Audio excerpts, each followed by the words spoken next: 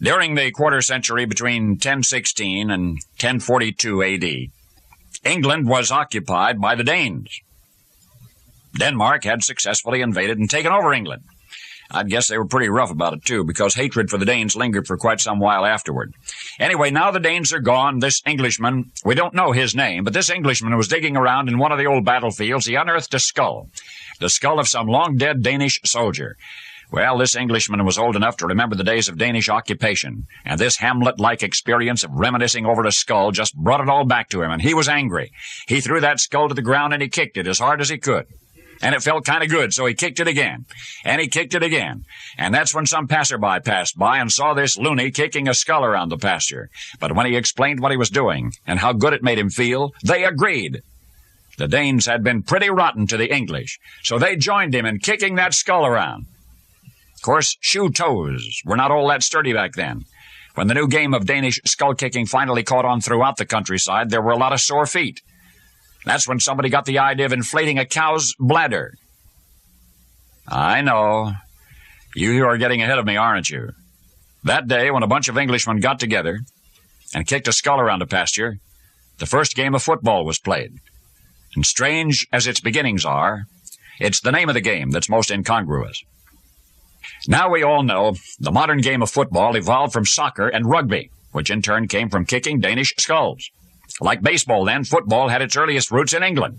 But it's the kicking part I'd like to focus your attention on. These early games were kicking games, and this hands-off restriction was not lifted until considerably late in the evolutionary pattern.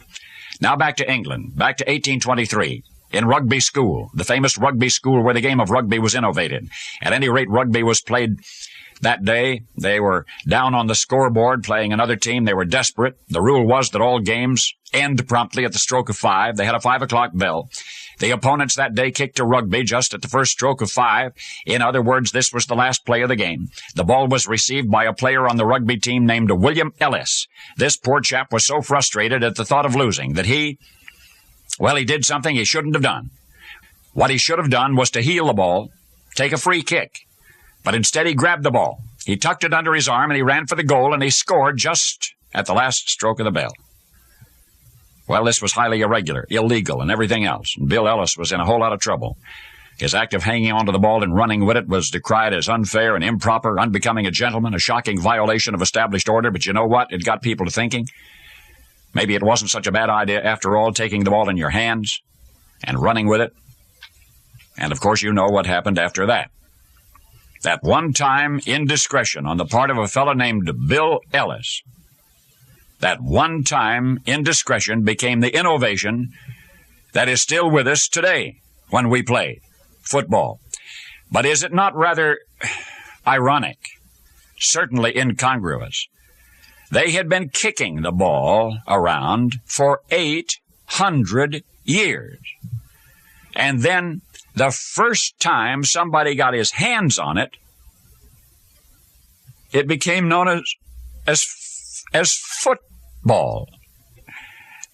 Anyway, now you know the rest of the story.